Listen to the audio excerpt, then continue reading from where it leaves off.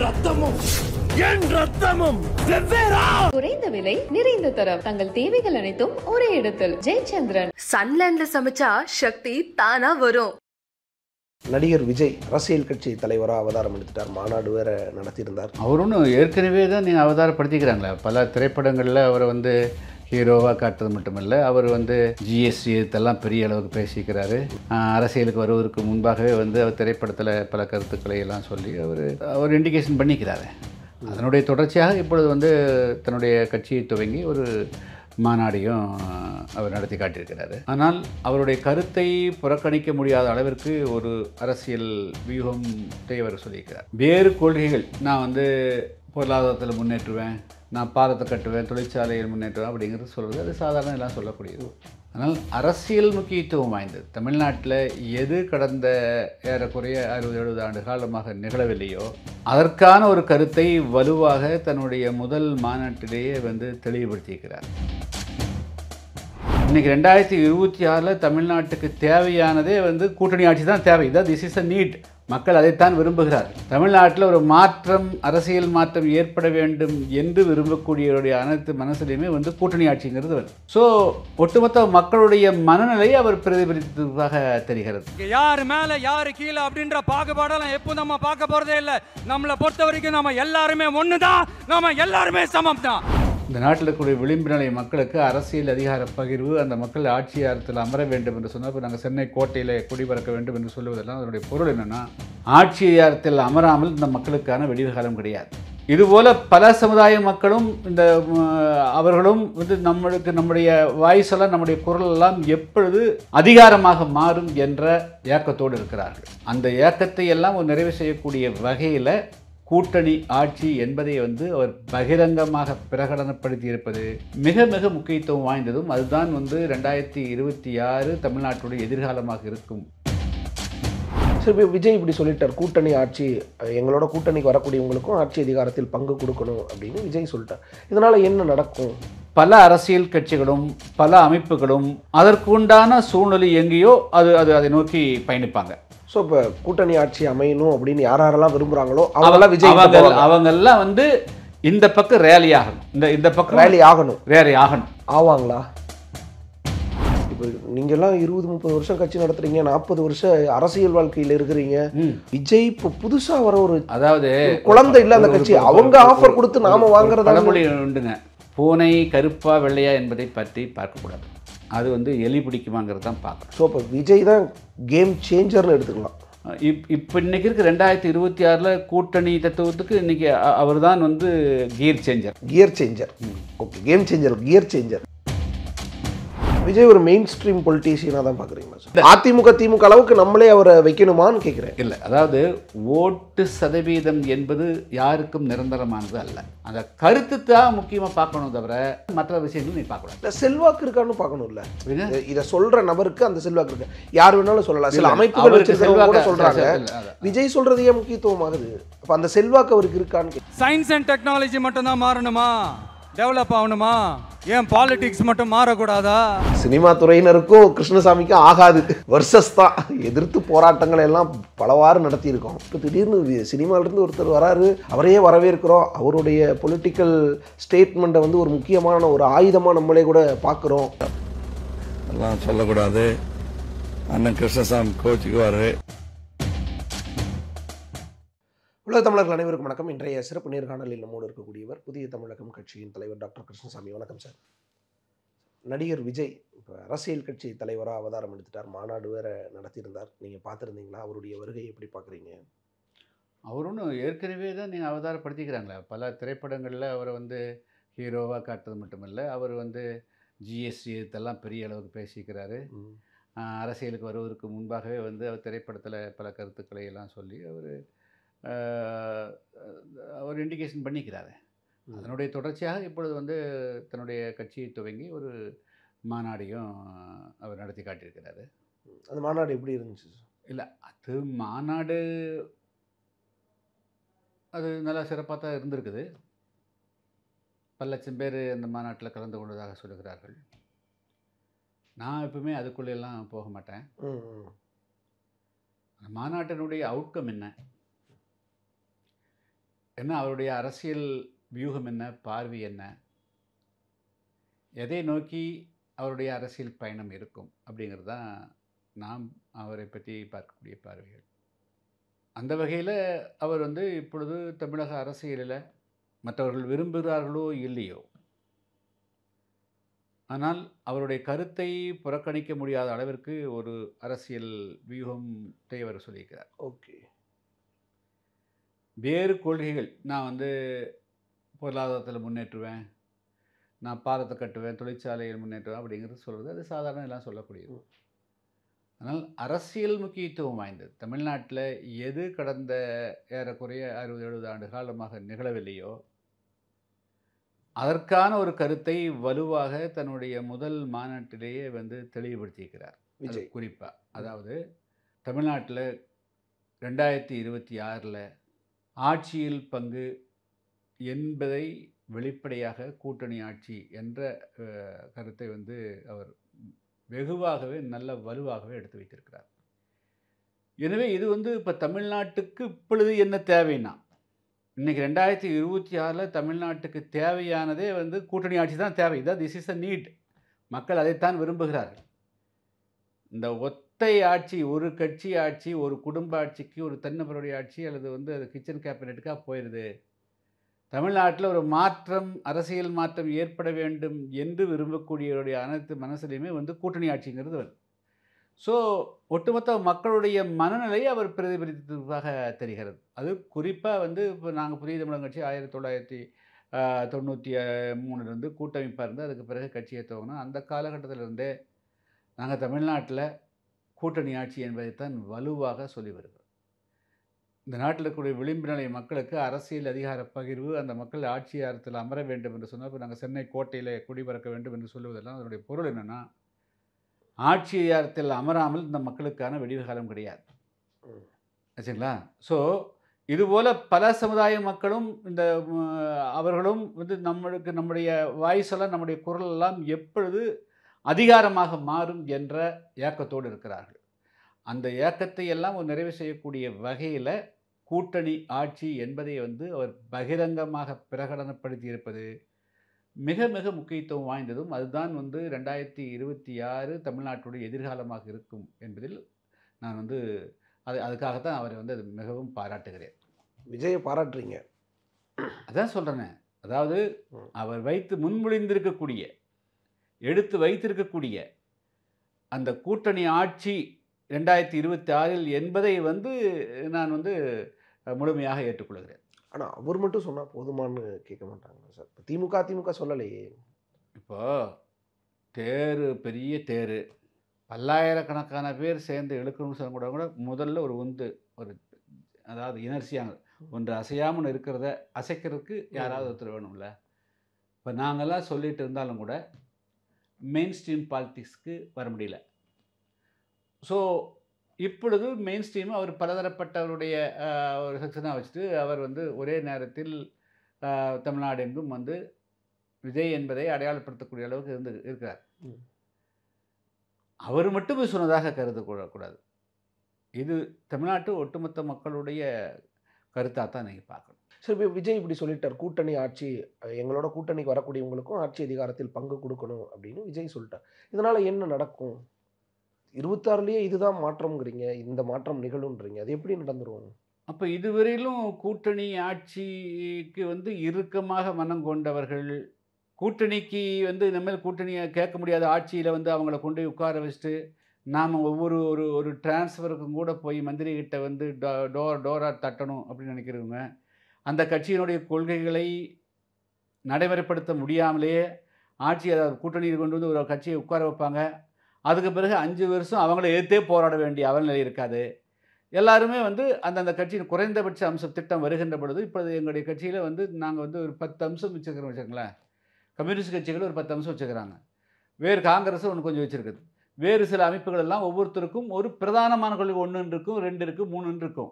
அப்போது ஒரு கூட்டணி ஆட்சி அமைகிற போது இந்த 2026 ஃபஸ்ட்டில் இதையெல்லாம் உங்களுடைய முக்கியமான ஒரு அம்சத்தை எடுத்து சொல்லுங்கன்னு சொல்லுவாங்க. நாங்கள் அதை வந்து சொல்லுவோம். அதே மாதிரி ஒவ்வொரு கட்சியும் ஒன்று வைக்கும். ஸோ பல அரசியல் கட்சிகளும் வந்து தங்களுடைய கருத்துக்களை எல்லாம் முன்வைக்கிற போது இது வந்து ஒரு மிகப்பெரிய அளவுக்கு தமிழ்நாட்டு மக்களுடைய ஒட்டுமொத்த பரந்துபட்ட மக்களுடைய எண்ணங்களை பிரதிபலிக்கக்கூடிய ஒரு ஆட்சியாக இருக்கும். அதன் மூலமாக ஒரு நல்ல தீர்வு வரும். இல்லை அப்படி ஆட்சி அமைஞ்சிருப்போம் விஜய் அப்போ சொன்னதுக்காக அது இல்லை சொன்னது. அப்போது இந்த கொள்கை கொண்ட பல அரசியல் கட்சிகளும் பல அமைப்புகளும் அதற்குண்டான சூழ்நிலை எங்கேயோ அதை நோக்கி பயணிப்பாங்க. இப்போது ஒரு பறவை கோட்டை இருக்குது. ஒரு இடத்துல வந்து இது தண்ணி வத்திடுச்சுன்னா அடுத்ததுக்கு போகுது இல்லையா? அப்போ வந்து இங்கே வந்து இந்த இடத்துல வந்து நம்மளுக்கு கூட்டணி ஆட்சியில் வாய்ப்பே கிடையாது. நம்ம நீண்ட நாளாக சொல்லிட்டு இருக்கிறோம். கூட்டணி ஆட்சிக்கு உண்டான வாய்ப்புக்கு உண்டான களம் இன்னொரு இடத்துல உருவாகிட்டு இருக்குதுங்கிற போது அங்கே நோக்கி தான் நம்ம வந்தாகணும். ஸோ இப்போ கூட்டணி ஆட்சி அமையணும் அப்படின்னு யாரெல்லாம் விரும்புகிறாங்களோ அவங்கெல்லாம் விஜய் அவங்கெல்லாம் வந்து இந்த பக்கம் ரேலி ஆகணும். இந்த பக்கம் ரேலி ஆகணும் ஆவாங்களா? அவங்க வைத்தன் ஆகணும். இல்லைன்னா அப்புறம் வந்து அவங்க இது நாடு கேட்ட மக்களுக்கு வந்து உண்மையை இருக்க மாட்டாங்கல்ல. அதாவது நாங்களும் ஆட்சி அதிகாரத்துக்கு வருவோம்னு சொல்லித்தானே ஒவ்வொரு அரசியல் கட்சியும் துவங்குறாங்க. தமிழ்நாட்டை ஆட்சி வருவோம்னு சொல்லிட்டு ஆட்சி முழுமையாக வர்றதுக்கு முன்னாடி ஒரு பங்கு கிடைக்கிறதுங்க போது something is better than nothing தானே. Correct sir. இப்போ விஜய் தான் அந்த பங்கு கொடுக்கணுமான்னு ஒரு கேள்வி வராதா? பஞ்ச கொடுக்குறது இல்லை, எடுத்துக்கிறது தானே. எடுத்துக்கிறதா சார்? இல்லை இப்போ நீங்கள்லாம் 20-30 வருஷம் கட்சி நடத்துறீங்க, 40 வருஷம் அரசியல் வாழ்க்கையில் இருக்கிறீங்க. விஜய் இப்போ புதுசா வர ஒரு அதாவது குழந்தை இல்லை அந்த கட்சி. அவங்க ஆஃபர் கொடுத்து நாம வாங்குறது பழமொழி உண்டுங்க. பூனை கருப்பா வெள்ளையா என்பதை பற்றி பார்க்கக்கூடாது. அது வந்து எலி பிடிக்குமாங்கிறது தான் பார்க்கணும். ஓகே. அந்த மாதிரி இப்படி வந்து விஜயே நேரடியாக எடுத்து நான் கொடுக்குறேங்கிறது இல்லை. அதை வந்து முன்மொழிந்த இடத்துல அவர் இருக்கிறார் ஆச்சுங்களா. ஸோ அதுக்குண்டான களம் அமையிற போது இது யார் தலைமை எடுப்பாங்க, யார் செகண்ட் பொசிஷன், யார் தேர்ட் பொசிஷன், அதெல்லாம் வந்து அது ஒரு வருஷம் கழித்து அது நடக்கும். ஆனால் இதுதான் நடக்கும். அதனால் வந்து இதுதான் நடக்கும். இப்போ இப்படி புரிஞ்சுக்கிட்டுமா சார்? ஒன்று விஜய் தலைமையில எல்லா கட்சிகளும் போய் கூட்டணி சேரலாம், இல்லை விஜயே ஏதோ ஒரு தலைமையின் கீழே போய் அங்கே ஒரு கூட்டணி கூட அமையலாம். ஆச்சா, அதாவது வந்து அதிமுக வடிவம் எப்படி இருக்குன்னு சொல்ல முடியாது. எப்படிங்க வடிவம் எப்படி இருக்குன்னு சொல்ல முடியாது. ஆனால் இதுதான் கூட்டணி தான் வடிவமாக இருக்க முடியும். அதாவது ஆக்சுவல் ஃபார்மா எப்படி இருக்குன்னு சொல்ல முடியாது. ஆனால் கூட்டணி தான் வந்து அதனுடைய முழு தத்துவமாக இருக்கும். ஸோ இப்போ விஜய் தான் கேம் சேஞ்சர்னு எடுத்துக்கலாம். அதாவது இப்போ இன்றைக்கி இருக்க 2026 கூட்டணி தத்துவத்துக்கு இன்றைக்கி அவர் தான் வந்து gear changer. Okay, game changer, gear changer, கியரை மாற்றிட்டார். ஆனால் சார் நீங்கள் இப்படி சொல்கிறீங்க, பல கட்சிகளும் அப்படி சொல்லலையே, அப்படி புரிஞ்சுக்கலையே. இப்போ திருமாவாகட்டும், செல்வ பிறந்தையாகட்டும், இல்லை இன்னும் வேறு சிலர், காங்கிரஸ், விசிக, மற்ற கட்சிகள், கம்யூனிஸ்ட் கட்சிகள், இவங்க எல்லாமே இதே மாதிரியான ஒரு கூட்டணி ஆட்சியுள்ள மாற்று தத்துவங்களையோ சொல்கிறாங்க. அவங்க மனசுக்குள்ளேருந்து பார்த்து கரெக்டாக சொல்லுங்கள். அவங்களுக்கு ஆசை இருக்குது, ஆனால் வெளியில் சொல்ல மாட்டான்றாங்க. இந்த 1.5 வருஷத்தை ஓட்டுறதாக சொல்கிறாங்களா, இல்லை உள்ளூரை சொல்கிறாங்களா அப்படிங்கிறத அவங்க மனசு தான் சொல்லணும். ஓகே, உள்ளுக்குள்ளே ஆசை இருக்குது, ஆனால் வெளியில் சொல்ல மாட்டாங்க. 1 வருஷம் 1.5 வருஷம் ஓட்டணுங்கிறக்காக அமைதியாக இருக்காங்க. சொல்கிறேன். அதாவது ஏன் அப்போ வந்து காங்கிரஸ் கட்சிக்கு வந்து தம் கூட்டணிக்கு பங்கேற்கிறதுக்கு ஆசையே கிடையாதா? அப்போ 2006 2011 வரையிலும் EVKS இளங்கோவன் அவர்கள் வந்து எங்களுக்கு பங்கு கொடுக்கணும்னு கேட்டது பொய்யா? இப்பொழுது வந்து ப. சிதம்பரம் அவர்கள் வந்து அதுக்குண்டான சூழ்நிலை அமைந்தால் சரிது என்று சொல்லுவது பொய்யா? தமிழ்நாட்டில் ஒரு கூட்டணி ஆட்சி அமையக்கூடிய ஒரு அருமையான சுச்சுவேஷன் டெவலப் ஆகுதுன்னா அதை வந்து வரலாற்றில் வந்து காங்கிரஸ் கட்சியோ மற்ற அமைப்புகளோ வந்து அதை நிராகரிப்பாங்களா? ஆச்சா, ஒரே கட்சிக்கு வந்து பத்திரம் போட்டு கொடுத்துருவாங்களா, எங்களுடைய கட்சியை வந்து இந்த கட்சிக்கு வந்து நாங்கள் மவுத் பீஸாக தான் இருப்போம், ஒலிபெரிக்காக தான் இருப்போம் அப்படின்னு நிரந்தரம் எழுதி கொடுத்துட்டாங்களா? இதுதான் அந்த கட்சிகள் தமிழ்நாட்டு மக்களுக்கு செய்யக்கூடிய சேவையா? அதனால் வந்து அவங்க வந்து இப்போ நாளைக்கு வந்து இந்த காலகட்டம் முடிஞ்சு அடுத்த 2026க்கான பேச்சுவார்த்தை துவங்குகின்ற பொழுது அவங்க மேலேருந்து கீழே வெளில பேசி ஆகணும்ல.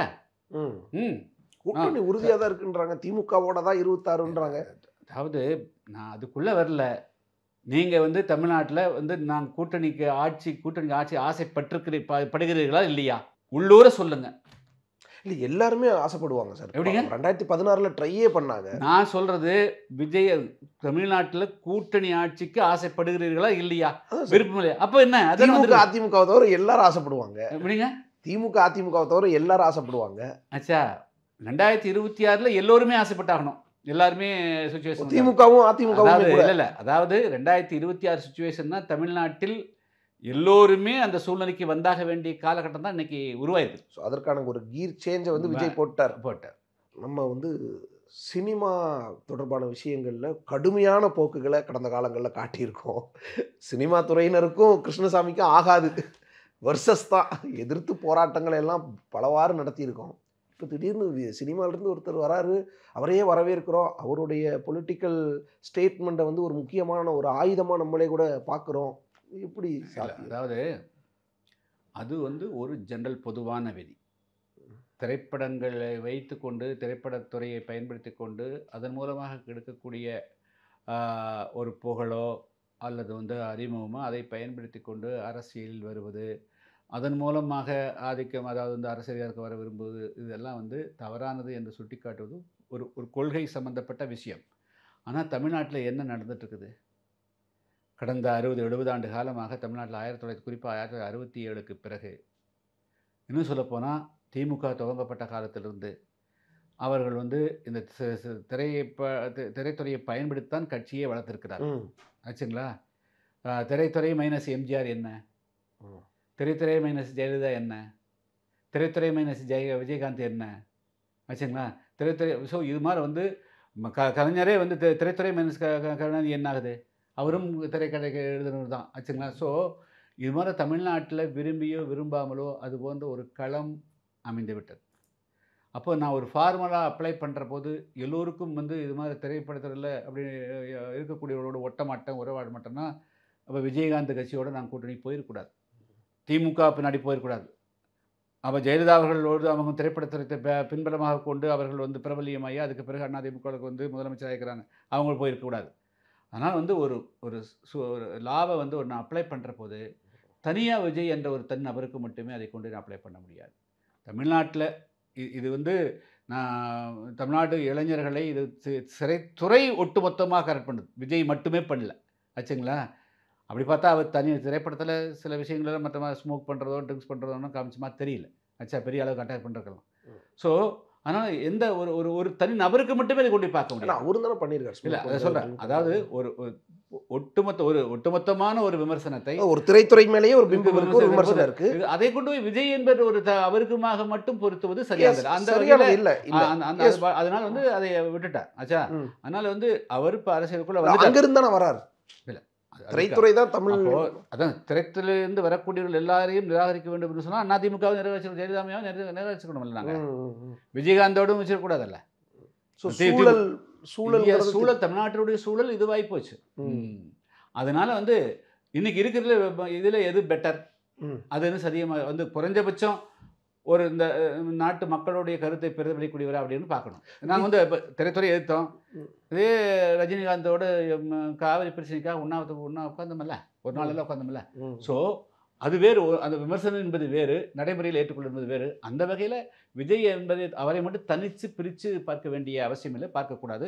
இன்றைய காலகட்டத்துக்கு அவர் சொன்ன கருத்து சரியா இல்லையா, அரசியல் ரீதியாந்த இல்லையா, மேலோட்டமாக பார்க்கக்கூடியதா ஆழமாக பார்க்கக்கூடியதா, அது அப்படிங்கிற பார்க்குற போது அவருடைய இந்த கூட்டணி ஆட்சி என்பது இன்றைக்கி 2026 தமிழ்நாட்டுக்கு வந்து மிகவும் உகந்த ஒரு கருத்தை சொல்லியிருக்கிறாங்க. அந்த தான் பார்க்குறேன். விஜய் ஒரு மெயின் ஸ்ட்ரீம் பொலிட்டீஷியனாக தான் பார்க்குறீங்களா சார்?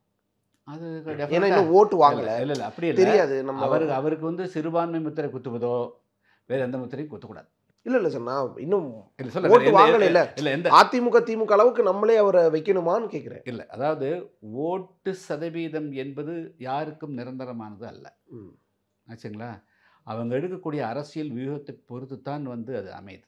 ஆச்சுங்களா? ஸோ அதனால் இப்பொழுதே அவருக்கு வந்து ஓட்டு சதவீதம் என்ன அப்படிங்கிறத அவர் டெஸ்ட் பண்ணிட்டுலாம் பார்க்க வேண்டிய அவசியம் இல்லை. ஆனால் ஒரு மெயின் ஸ்ட்ரீம் பொலிட்டீஷியனாக தான். ஆனால் இன்னைக்கு வந்து வச்சிருக்கக்கூடிய அந்த கருத்து தான் முக்கியமானது. தமிழ்நாட்டுக்கு வந்து கூட்டணி ஆட்சி அப்படிங்கிற வைக்கிறார். உடனடியாக அவர் வந்து தமிழ்நாட்டுடைய முதலமைச்சராக உண்டான ஓட்டு வங்கி எங்கே 40% வாங்க வேண்டும் இந்த கேள்வியெல்லாம் எழாது. ஆச்சுங்களா? அப்படியெல்லாம் பார்த்தா அமெரிக்காவினுடைய பிரசிடென்ட்டுக்கெல்லாம் போட்டியிடக்கூடியவர்கள் எத்தனை பேர் முன்னால் நடிச்சுட்டு வர்றாங்க, எத்தனை பேர் ஓட்டு வாங்கிட்டு வர்றாங்க, வந்து விவாதத்தில் கலந்துக்கிறாங்க. ஆச்சுங்களா? ஃபஸ்ட் டைமாக வர்றான். ஆச்சா, மக்கள் போகிறாங்க, அவங்களுடைய பாலிசி எடுத்து வைக்கிறாங்க. இன்னும் சொல்லப்போனால் 8 வருஷம் பிரசிடெண்ட்டாக இருந்தவங்களை எதிர்த்து தான் வந்து இவங்க நிற்கிறாங்க. அதை அந்த 8 வருஷம் பிரசிடெண்ட் இருந்தவங்களை தோக்கடிச்சு தான் வந்து அவங்க வர்றாங்க. ஸோ அந்த கருத்து தான் முக்கியமாக பார்க்கணும் தவிர, அந்த கருத்தை தான் பார்க்கணும் தவிர மற்ற விஷயங்களும் நீ பார்க்கக்கூடாது. இல்லை செல்வாக்கு இருக்கான்னு பார்க்கணும்ல. புரியுதா? இதை சொல்ற நபருக்கு அந்த செல்வாக்கு இருக்கு. யார் வேணாலும் சொல்லலாம். சில இல்ல, அமைப்புகள் அவருக்கு வச்சிருக்கவங்க கூட செல்வாக்கு சொல்றாங்க இல்ல, விஜய் சொல்றது ஏன் முக்கியத்துவம் ஆகுது. அப்ப அந்த செல்வாக்கு அவருக்கு இருக்கான்னு கேட்குறேன். இல்லை அது அவர் எடுத்து வைக்கக்கூடிய இந்த கருத்து எவ்வளோ வலுவாக எடுத்து வைக்கிறாருங்கிறத இனிமேல் பார்க்கணும். எஸ் சார், ஆச்சா? இந்த கருத்தை நீங்க வச்சிருக்கிறீங்க, திரும்ப வச்சிருக்காரு. அப்போ வந்து கம்யூனிஸ்ட் தமிழ்நாட்டில் கட்சி கூடிய வச்சிருக்காரு. பெரும்பாலான கட்சிகளுக்கு பல இயக்கங்கள் வச்சிருக்காங்க. அப்போ அதுல விஜய் சொல்றது மட்டும் எப்படி ஒரு கீர் சேஞ்ச் ஆச்சுன்னு கேக்குறேன். அது வந்து பிகாஸ் அவர் வந்து ஒரு எல்லாருக்கும் ஜனரஞ்சகமாக தெரிஞ்ச காரணத்தினாலையும் இந்த குறிப்பிட்ட இந்த காலகட்டம் எல்லோருக்குமே வந்து ஆட்சி அதிகாரத்தில் பங்கு பெற வேண்டும் என்ற தாகம் இருக்குதுல்லங்க, அது எல்லாருடைய மத்தியில் இருக்குது. அதுதான் கிளிக்காக இருக்குது சார். இன்னொன்று, இப்போ அவர் வைக்கக்கூடிய அந்த விஷயங்களை எல்லாம் தாண்டி நீங்கள் இப்போ சொன்னீங்க அவரை ஒரு சிறுபான்மை முத்திரையில் பார்க்கக்கூடாதுன்னு. ஆனால் சிலர் அப்படி பார்க்குறாங்கல்ல. இல்லை அதெல்லாம் தவறாங்க. எல்லாருக்குமே வந்து தமிழ்நாட்டில் வந்து முத்திரை குத்துனாங்கன்னா ஒருத்தரும் ஒன்றும் பண்ண முடியாது. அது தவறான பழக்கம். யார் என்னென்னலாம் பார்க்கக்கூடாது, என்ன பேசுகிறாங்க, என்ன செய்கிறாங்க, செயல் தவறாக இருந்தால் இப்போ தமிழ்நாடு பாலிடிக்ஸ் அப்படி பார்க்குதா? ஏன்னா நம்ம பல காலமாக அப்படி பார்க்கறது இல்லை. அப்படி பார்க்கறது இல்லை. அதான் அப்போ அந்த ரியாலிட்டியிலிருந்து பார்த்தோம்னா சார், இல்லை அதை பிரேக் பண்ணுவாரா விஜய்? இல்லை அதெல்லாம் பொறுத்திருந்து பார்க்கலாம். அப்படியெல்லாம் வந்து ஒரு அந்த முத்திரை குத்துறதுங்கிறது தமிழ்நாட்டில் ரொம்ப மோசமான ஒரு கலாச்சாரம். அது இருக்கக்கூடாது. விஜய் வச்ச மற்ற கொள்கைகள் எல்லாம் எப்படி பார்க்குறீங்க? எதுக்காக பெருசு ஒன்றை பார்த்த பிறகு சிறுசு போய் தான் போகணும். தமிழ்நாட்டுடைய ஒட்டுமொத்தத்துக்கு ஒரு மாற்றத்துக்கான ஒரு வியூகம் கொடுத்த பிறகு ஏன் சிறுசாக போயிட்டு இருக்கணும்? இல்லை, ஏன்னா இது மூலமாக எல்லா பிரச்சனையும் சால்வ் ஆயிடும். இல்லை சார், சீமான் கடுமையாக விமர்சிக்கிறார் விஜயை. ஏன்னா திராவிடமும் தமிழும் தமிழ் தேசியமும் என்னோட 2 கண்ணு அப்படின்னு சொன்னதுக்கு பிறகு, தமிழ்நாட்டின் 2 கண்களாக இருக்கணும்னு சொன்னதுக்கு பிறகு சீமான் அதை எப்படி 2 இருக்க முடியும்? கடுமையான விமர்சனத்தை முன்வைக்கிறார்ல. சரி, தமிழ் தேசியம் எப்படி இருக்க முடியும்? தமிழ் தேசியம்னு என்ன? தமிழ்நாட்டு மக்களினுடைய நலனுக்கானது, தமிழ் மக்களுக்கு நலனுக்கானது, அவர்களினுடைய தேசிய உரிமைக்கானதுன்னு. அது தேசிய உரிமை தமிழ்நாடு தான் ஏற்கனவே பல வருஷமாக இருக்குது. இன்றைக்கா இருக்குது தமிழ்நாடு. இந்தியா பல்லாயிரக்கணக்கான வருஷம் தமிழ்நாடு இருக்குது. என்ன தேசியம்னு என்ன? தமிழரை ஆளணும் அப்படிங்க. தமிழரே ஆளணும் அப்படின்னா என்ன சொல்ல வர்றாரு? எதுக்காக வந்து இப்போ 2011 ஜெயலலிதா ஆதரவாக பிரச்சாரம் பண்ணார்? தமிழர் அப்படிங்கிறதுக்கு என்ன, what is a yardstick? எதையை வச்சு நீங்கள் சொல்கிறீங்க? தமிழனாய் பிறந்தவங்களுக்கு இதெல்லாம் வந்து காலத்துக்கு ஒவ்வாத வாதங்கள். தமிழ் தேசியம், திராவிட தேசியம், ஆரியம், இதெல்லாமே வந்து இவைகளெல்லாம் வந்து ரிட்டாரிக், இவைகளெல்லாம் வீண் பேச்சுக்கள், இவைகளெல்லாம் இந்த மக்களுக்கு உதவாது. ஸ்தூலமான பிரச்சனைகள் என்னவோ அதைத்தான் பேசணுங்க. ஆச்சுங்களா? தமிழ் தேசியம் அமைக்க முடியாது, திராவிட நாடும் வாங்க முடியாது. ஆச்சுங்களா?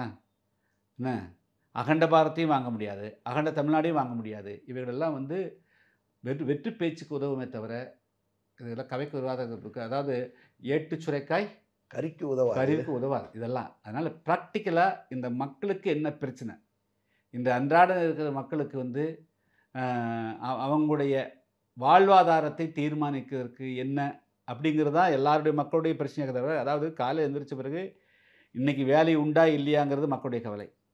இன்றைக்கி காய்கறி கடைக்கு போனால் இன்றைக்கி அது நேற்று விலையா இன்றைக்கி விலை கூடிடுச்சா இல்லையா, அரிசி விலை அதுவாக இருக்குதா இல்லையா, ஸோ துணி கடைக்கு போனால் நேற்று விட இன்றைக்கி கூடவா இருக்குதா, நகை கடைக்கு போனால் இன்றைக்கி தன்னுடைய பொண்ணுடைய கல்யாணத்துக்கு போனால் நேற்று வந்து 50,000க்கு இன்றைக்கி 60,000 70,000. ஸோ மக்களுடைய பிரச்சனை, அவருடைய வாழ்வாதாரத்தான் மக்கள் பார்க்கிறார்கள். இந்த வெற்று கோஷங்களை எல்லாம் யாரும் வந்து பார்க்கறதில்லை. இல்லை சார், அது அகண்ட பாரதமோ அகண்ட தமிழ்நாடோ இல்லை அகண்ட திராவிடம் அப்படியெல்லாம் இல்லை. இன்னைக்கு அது ஒரு கொள்கையாக மாறி பேசுகிறாங்கல்ல, திராவிடம் வெர்சஸ் தமிழ் தேசியம்.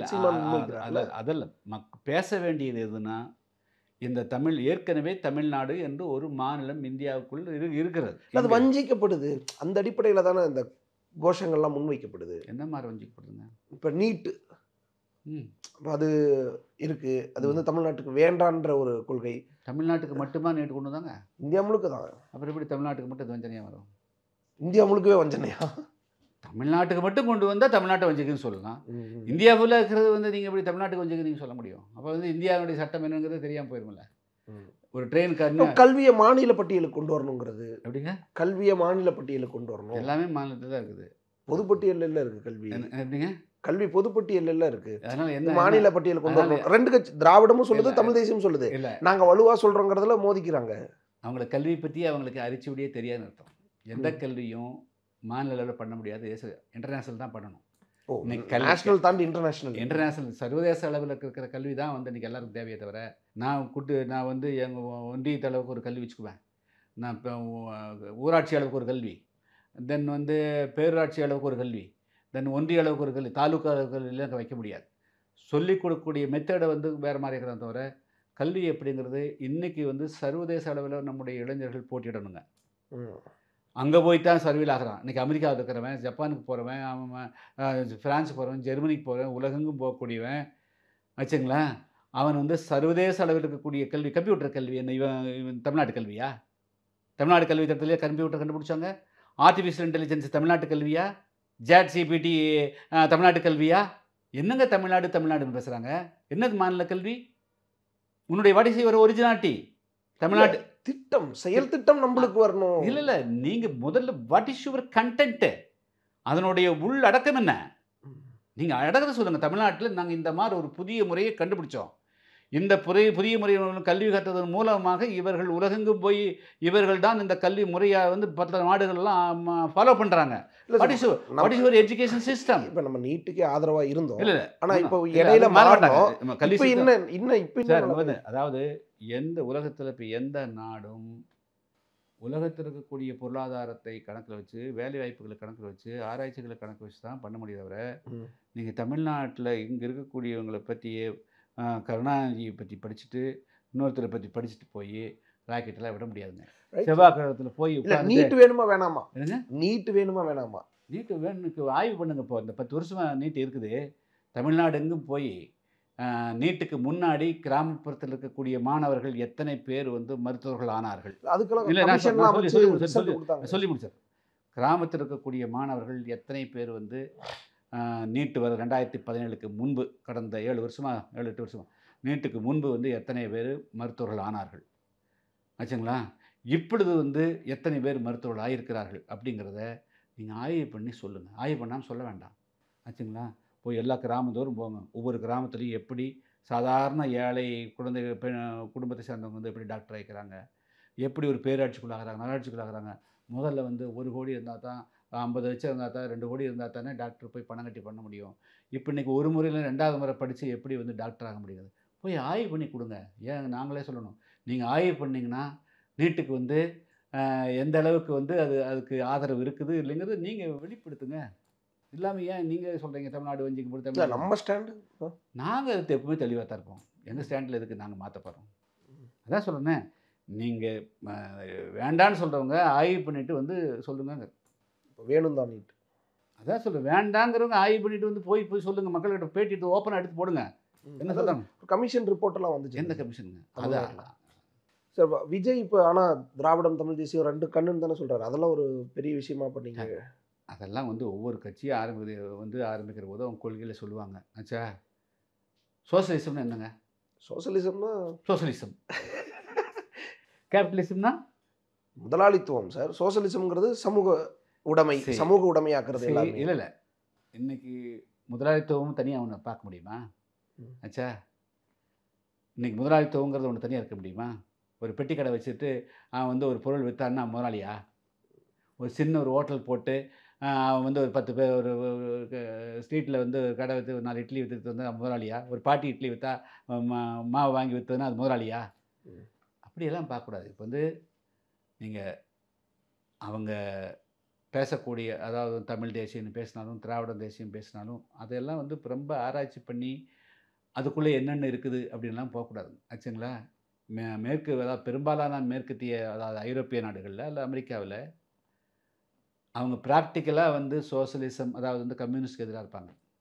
ஆனால் அந்த நாடுகளில் ஃபாலோ பண்ணக்கூடிய மெத்தட் என்னன்னா அத்தனையுமே சோசியலிசம் தான். அதனுடைய உண்மையானது மட்டும் சொல்லப்போனால் அவங்களுடைய நோக்கம் வந்து சோசியலிஸ்டில் வார்த்தைகள் வேறு இருக்குது. இந்த அரசனுடைய எல்லா சொத்துக்களும் வெல்ஃபேர் ஸ்டேட்டாக செயல்படுவாங்க. ஆனால் எல்லா யூரோப்பியன் கண்ட்ரீஸ்லையும் ஈக்குவாலிட்டிங்கிற வார்த்தையை பயன்படுத்துவாங்க. எப்படிங்க? ஈக்குவாலிட்டி அண்ட் ஈக்விட்டின்னு சொல்லிட்டு எல்லாருடைய வருமானமும் ஒரே சமமாக இருக்கணும் அப்படின்னு, எல்லாருடைய வாழ்க்கையும் அதை நோக்கி போகணும். அப்படி தான் இன்றைக்கி மோஸ்ட் ஆஃப் த கண்ட்ரிஸ் இருக்குது.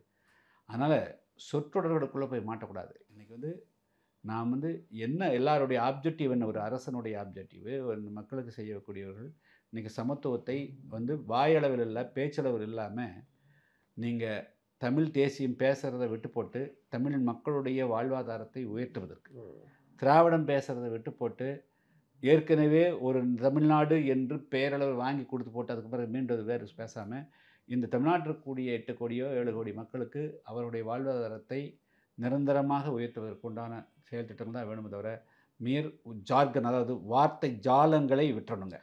விஜய் ஆனால் இப்போ 5 கொள்கை தலைவர்களை அறிவிக்கிறாரு. நீங்கள் சொல்கிற அந்த வார்த்தை ஜாலங்கள்ன்ற விமர்சனம் அவர் மேலே வந்துச்சு. இது கொள்கைகளுக்காக சும்மா அப்படி எல்லாரையும் அரவணைக்கிறதுக்கு அப்படிதான் நான் தான் சொல்கிறேன். எந்த கட்சியினுடைய கொள்கை கோட்பாடுகளுக்குள்ளே நான் போகிறதில்ல. இன்றைக்கி வந்து ஒரே ஃபார்முலா, இதை மட்டும்தான் பார்க்குறேன். 2026 கூட்டணிக்கான ஒரு அம்சம், பாக்கி மற்ற விஷயத்தெல்லாம் நான் வந்து எதுவும் போகல. அப்போ கூட்டணிக்கு போவீங்களா? தமிழ்நாட்டில் கூட்டணி இல்லாமல் இப்படி கூட்டணி இல்லை ஆட்சி? நான் சொல்கிறது விஜயோட இல்லை, தமிழ்நாட்டில் 2026 கூட்டணி ஆட்சி தான். அது எப்படிப்பட்ட கூட்டணி ஆட்சிங்கிறது பொறுத்திருந்து தான் பார்க்கணும். அது எப்படி எவல்யூஷன் ஆகுது, எப்படி பரிணாமம் ஆகுதுங்கிறது தான் பார்க்கணும். நம்ம இப்போவும் அதிமுக கூட்டணியில் தான் இருக்கோமா? எதிர்காலத்தில் எப்படி இருப்போம்? இல்லை, அதெல்லாம் இப்போ இருக்கு. 2024 இப்போ தானே 6 மாதம் கூட ஆகலையே. அதனால் இந்த கூட்டணிகள்லாம் எப்படி ஆகுது அப்படிங்கிறது மொத்தமாக ஆப்ஜெக்டிவ் 2026 தமிழ்நாட்டில் கூட்டணி ஆட்சி. அதில் புதிய தமிழக கட்சி மிகப்பெரிய பங்காற்றும். கூட்டணி ஆட்சி அமைப்பதற்குண்டான ரோல் பிளே பண்ணும், மிக முக்கியமான பங்காற்றும். குறைந்த விலை நிறைந்த தரம், தங்கள் தேவைகள் அனைத்தும் ஒரே இடத்தில். ஜெயச்சந்திரன். சன்லேண்ட்ல சமைச்சா சக்தி தானா வரும்.